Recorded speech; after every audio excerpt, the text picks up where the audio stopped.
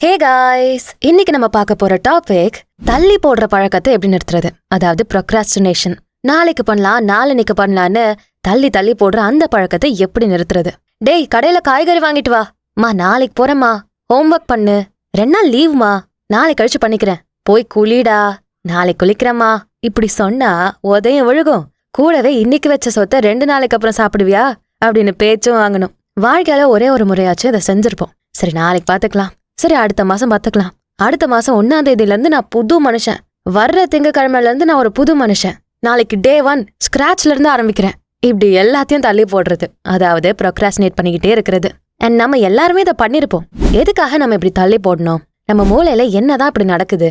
ஏன் அப்ப செய்ய வேண்டிய வேலையை நம்ம செய்யாம அவாய்ட் பண்ணணும்? எப்படிதான் இதை நிறுத்துறது? இதுக்கான விடைகள் தான் இந்த பதிவுல இருக்கு. சோ ஸ்கிப் பண்ணாம வீடியோவை முழுசா பாருங்க. நம்ம ஆடியன்ஸ்க்கு யூஸ்ஃபுல்லா இருக்கக்கூடிய ப்ரமோஷன் பண்ணணும்னா கீழே டிஸ்கிரிப்ஷன்ல இருக்க இன்ஸ்டாகிராம் லிங்க் இல்ல இமெயில் ஐடியை கிளிக் பண்ணி எங்களை காண்டாக்ட் பண்ணுங்க.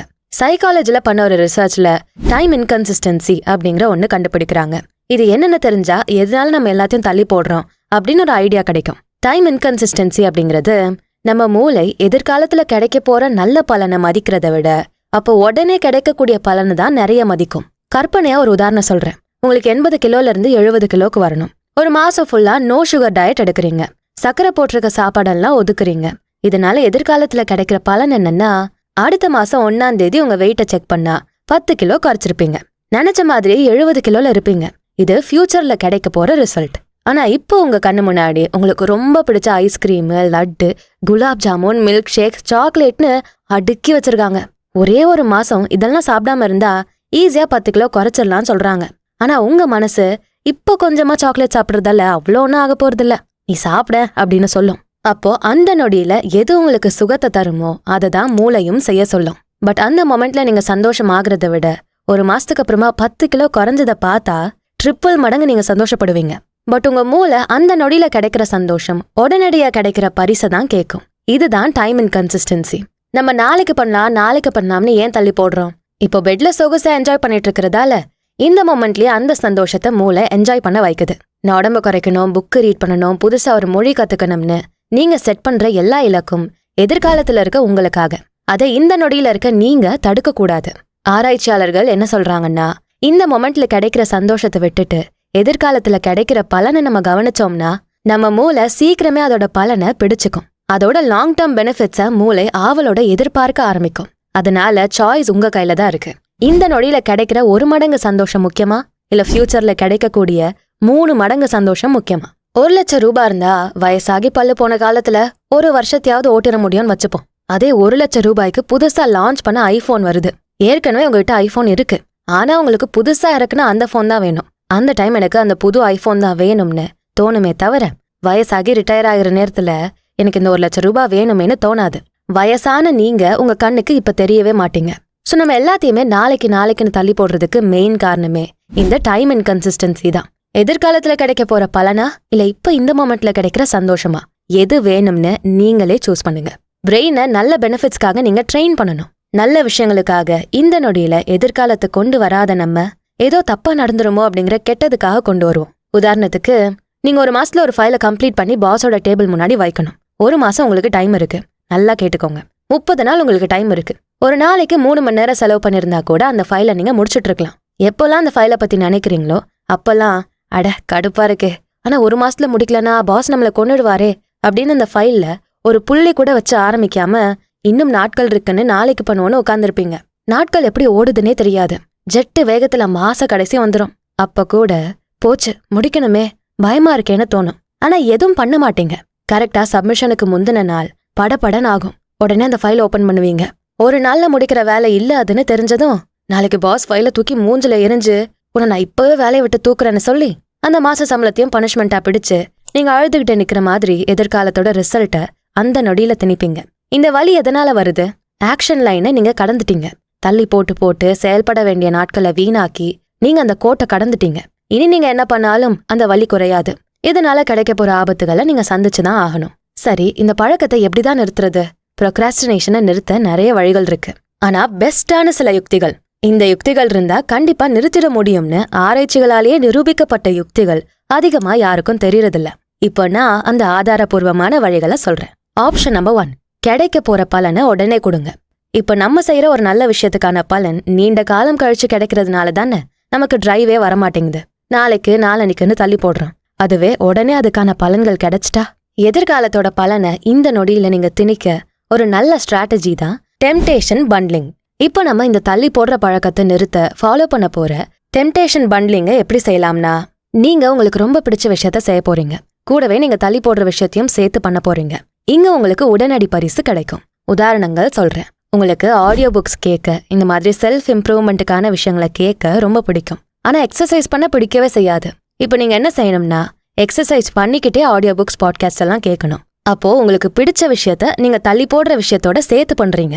இங்க உங்களுக்கு பிடிச்ச விஷயத்துக்கான சந்தோஷம் ரிவார்டா கிடைக்கும். பிளஸ் நீங்க நாளைக்கு நாளன்னைக்குன்னு தள்ளி போடுற விஷயம் நடந்த மாதிரியும் ஆயிடும். வீட்ல இருக்க பெண்கள் எல்லாம் ஃபாலோ பண்ற சிம்பிள் உதாரணத்தையே சொல்றேனே. பெண்கள் வீட்டு வேலை சமையல்னு அழுத்து போயிருப்பாங்க. என்னடா இது, இந்த வேலையை பார்க்கணுமா, இவ்ளோ துணி இருக்கே, வீடு இவ்ளோ குப்பையா இருக்கே, சரி நாளைக்கு சண்டே அப்ப பாத்துக்கலாமா அப்படின்னு அதை தள்ளி போடாம நம்ம வீட்டு பெண்கள் என்ன பண்ணுவாங்கன்னா, டிவியில தென்றல் செம்பருத்தின்னு சீரியல் ஒன்று ஆன் பண்ணி வச்சுட்டு அப்படியே வீட்டு வேலைகளெல்லாம் பண்ணுவாங்க. இதுல அவங்களுக்கு டைம் போறதே தெரியாது. எத்தனை பேர் நமக்கு பிடிச்ச பாட்டை கேட்டுக்கிட்டே ரூமை கிளீன் பண்ணிருப்போம், ஏதாவது சீரியஸை பார்த்துக்கிட்டே துணியை மடிச்சிருப்போம். அப்படிதானே? இவனோட வேற மீட்டிங் போகணுமா, காண்டேத்துவானே, அடுத்த மாசம் பாத்துக்கலான்னு மீட்டிங்கை தள்ளி போடாம உங்களுக்கு பிடிச்ச ரெஸ்டாரண்ட்ல பிடிச்ச சாப்பாட்டை ஆர்டர் பண்ணி உங்களுக்கு பிடிக்காத ஆள் கூட மீட்டிங்ல உட்காருங்க. ரொம்ப காண்டாக மாட்டீங்க. சாப்பாட்டை என்ஜாய் பண்ணிக்கிட்டு அவரோட மீட்டிங்கை கண்டினியூ பண்ணிடுவீங்க. இப்படி நம்ம தள்ளி போடுற பழக்கத்தை பிடிச்ச பழக்கத்தோட சேர்த்து செஞ்சோம்னா இது ஒரு புது பழக்கம் ஆயிரும். இனிமே நீங்க அதை தள்ளி போடவே மாட்டீங்க. அடுத்த ஆப்ஷன் நம்பர் 2, தள்ளி போடுறதால வர விளைவுகளை உடனடியா கொடுங்க. நீங்க இன்னைக்கு முடிக்க வேண்டிய வேலையை நாளைக்கு பண்ணலாம்னு தள்ளி போடுறீங்கன்னா அதனால நடக்க போற கெட்ட விளைவை உடனே நீங்க சந்திச்சிடணும். உதாரணத்துக்கு, நீங்க வீட்ல தனியா தான் ஒர்க் அவுட் பண்றீங்கன்னா ஈஸியா ஒரு நாள் கட் அடிச்சுட்டு ஒர்க் அவுட் பண்ணாம விட்டுட்டா அது உங்களை பெருசா பாதிக்காது, உங்க ஆரோக்கியத்தை உடனே பாதிக்காது. அதுவே அப்படியே கட் அடிச்சு பழகி பழகி பல மாசம் சோம்பேறி ஆகி அப்புறமா உங்களை பத்தி யோசிக்கிறப்போ என்னடா இப்படி ஆயிட்டோமே அப்படின்னு அழுகியா வரும். அந்த ஒரு நாள் நீங்க மிஸ் பண்ண ஒர்க் அவுட்டால தான் இவ்ளோ பிரச்சனையும். ஆனா அப்ப மிஸ் பண்ண அந்த ஒர்க் அவுட்டுக்கான பாதிப்பை பல மாதங்கள் கழிச்சுதான் நீங்க ஃபேஸ் பண்ணணும். இது எப்படி உடனே ஃபேஸ் பண்றது? ஜிம்ல தொடர்ந்து வர ஒருத்தங்களோட ஃப்ரெண்ட் ஆயிக்கோங்க. 2 பேரும் தினமும் சொல்லி வச்சு ஒரே டைம் காலையில 7 மணிக்குன்னு வந்து ஒன்னா ஒர்க் அவுட் பண்ணுங்க. ஒரே ஒரு நாள் மிஸ் பண்ணி பாருங்க, அதுக்கான பனிஷ்மெண்ட் உங்களுக்கு உடனே கிடைக்கும். உங்க ஃப்ரெண்டு கழுவி கழுவி ஊத்துவான். இன்னும் பெட்டரா இதை செய்யணும்னா 2 பேரும் போட்டி போடுங்க. இத்தனை மாசத்துல இப்படி ஆகணும்னு பிளான போட்டு 2 பேரும் ஒன்னா ஒர்க் அவுட் பண்றப்போ யாரு ஃபர்ஸ்ட் வராங்கிற வெறியிலேயே நீங்க ஒரு நாள் கூட மிஸ் பண்ண மாட்டீங்க. ஏன்னா பெட்டில ஜெயிக்கணும்ல, கப்பு முக்கியம் விகல. உடனே உங்களுக்கு கிடைக்கிற தண்டனையை நீங்க ஃபேஸ் பண்ணிட்டா அப்புறம் இனி எதையுமே நீங்க தள்ளி போட மாட்டீங்க. அடுத்து 3வது வழி, உங்களோட எதிர்கால ஆக்ஷன்ஸை நீங்களே டிசைன் பண்ணிக்கணும். எப்படி நீங்க இதை செய்யலாம்? கமிட்மெண்ட் எடுக்கணும். உதாரணத்துக்கு, எதிர்காலத்துல உங்க சாப்பாடு பழக்கத்தை கட்டுப்படுத்த நீங்க நினைக்கிறீங்கன்னா இப்பவே பல்கா பேக்கெட்ஸை வாங்காம ஒன்னொன்னா வாங்குங்க. வீட்ல 10 சிப்ஸ் பேக்கெட்டை ஒன்னா வாங்கி போடாம ஒரு பேக்கெட்டை வாங்கி சாப்பிட்டு முடிச்ச அப்புறமா அடுத்த பேக்கெட்ஸை வாங்குங்க. நீங்க போன்ல ரொம்ப டைம் வேஸ்ட் பண்றீங்கன்னா அதை எப்படி நிறுத்தலாம்? உங்க போன்ல இருக்க கேம்ஸா அழிச்சிடலாம், சோஷியல் மீடியாஸா அழிச்சிடலாம், இல்ல இத்தனை மணி நேரம் தான் யூஸ் பண்ற மாதிரி லிமிட்டை செட் பண்ணிக்கலாம். இதே மாதிரி எதிர்காலத்துல எனக்கு நிறைய காசு தேவைப்படும், ஆனா என் கை ஓட்ட கையா இருக்கு, காசெல்லாம் எப்படி போகுதுன்னே தெரியலன்னு நீங்க நினைச்சா உங்க சேவிங்ஸ் அக்கௌண்ட்ல ஆட்டோமேட்டிக் டிரான்ஸ்ஃபரை செட் பண்ணிக்கோங்க. மாசம் மாசம் உங்க சேவிங்ஸ் அக்கௌண்ட்டுக்கு தானா சில அமௌண்ட் போய் சேர்ந்துரும். இதெல்லாம் தான் கமிட்மெண்ட். நீங்க குறிப்பிட்ட விஷயங்கள்ல கமிட்மெண்ட் எடுத்து அதையே ஃபாலோ பண்ணீங்கன்னா பெருசா அதை தள்ளி போட மாட்டீங்க. அப்பப்ப என்ன வேலை செய்யணுமோ அது தானா நடந்துரும். அடுத்து ஆப்ஷன் நம்பர் 4, டாஸ்கை சீக்கிரமே அடையிற மாதிரி உருவாக்குங்க. நம்ம ஆரம்பத்துல எப்படி நடந்துக்கிறோமோ அதை சார்ந்துதான் பின்னாடி நம்ம பண்ண போற தள்ளி போடுற பழக்கம் உருவாக போகுது. அதே பிஹேவியர் நல்லதா இருந்து உங்களை உடனே எல்லா வேலையும் செய்ய வைக்குதுன்னா பிரச்சனையே இல்லை. நீங்க ப்ரொக்ராஸ்டினேட்டே பண்ண மாட்டீங்க. நீங்க அடையணும்னு செட் பண்ற இலக்கு அடையக்கூடியதா இருக்கணும். நான் கடல் மேல கால் வச்சு நடப்பேன், வானத்துல சூப்பர்மேன் மாதிரி பறப்பேன்னு அச்சீவ் பண்ண முடியாத விஷயங்களா இருக்கக்கூடாது. நீங்க வச்ச டாஸ்கை சீக்கிரமே நீங்க அச்சீவ் பண்ணணும். த 2 minute ரூல், இது உங்களுக்கு ரொம்பவே பயனுள்ளதா இருக்கும். புதுசா ஒரு ஹேபிட்டை நீங்க ஆரம்பிக்கிறீங்கன்னா அந்த ஹேபிட்டை செய்ய 2 நிமிஷத்துக்கு மேல ஆகக்கூடாது.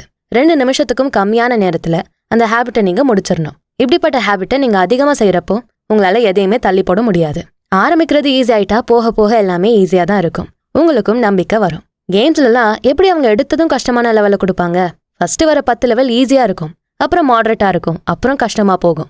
ஆனாலும் நம்ம விளையாடுவோம். ஏன்னா நமக்கு தான் முதல் லெவல் ஈஸியா இருந்துச்சுல, அதை கத்துக்கிட்டதால இனி நம்ம அதை தொடர்ந்து பண்ணுவோம். ஏன்னா நமக்கு ஒரு கான்ஃபிடன்ஸ் வந்திருக்கும், ஓ நம்மளாலையும் இந்த கேமை ஜெயிக்க முடியுமோ அப்படின்னு.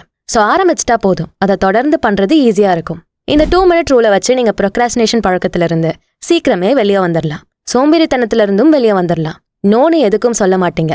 எல்லாத்தையுமே உடனே ஆரம்பிப்பீங்க. இன்னொரு பெஸ்டான வழி என்னன்னா உங்களோட டாஸ்கை சின்ன சின்னதா பிரேக் பண்றது. உதாரணத்துக்கு ஃபேமஸான ரைட்டர் ஆந்தனி ட்ராலப்.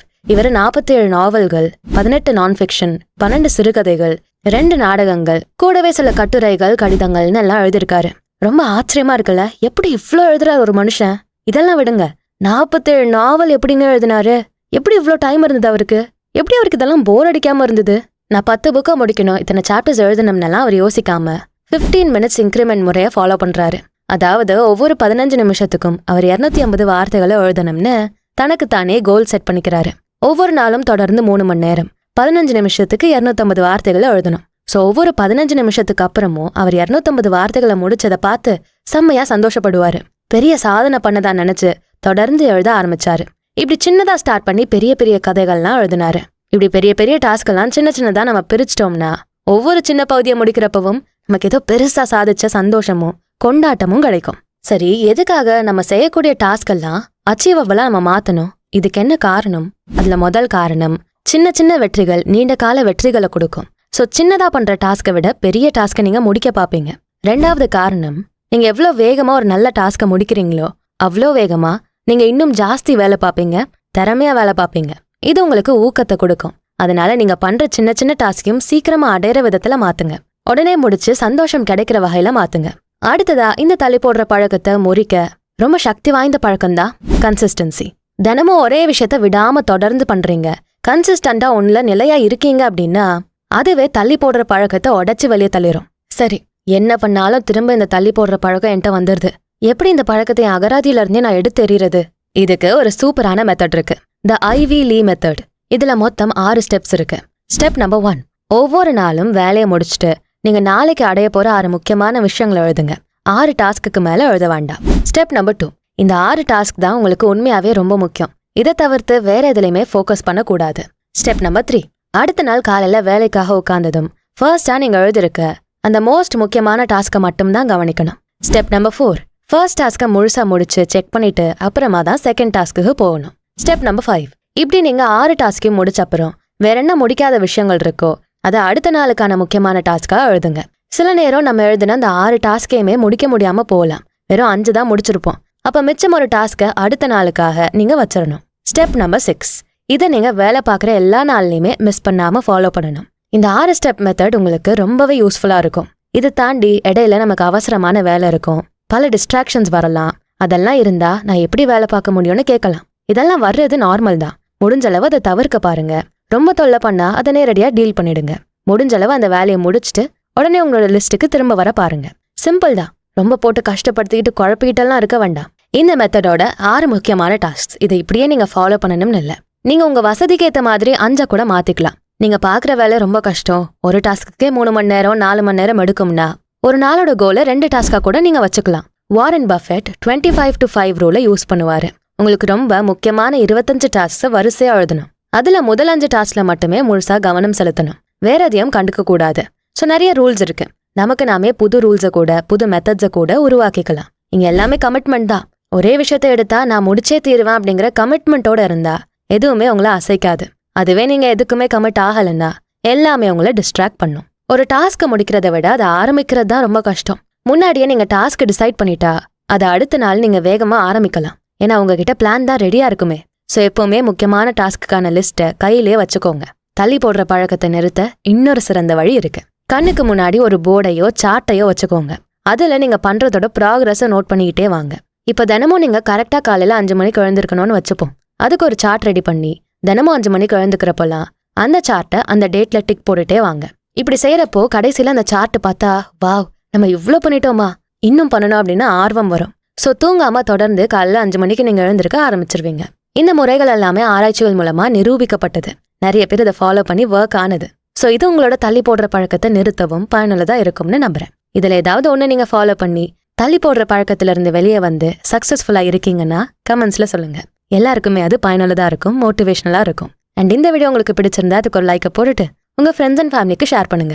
நம்ம channels beyond ordinary and body and soul Tamil 2த்துக்கும் சப்ஸ்கிரைப் பண்ணிட்டு பெல் ஐக்கானை அழுத்துருங்க. நான் உங்களை அடுத்த வீடியோல பார்க்கறேன். நன்றி.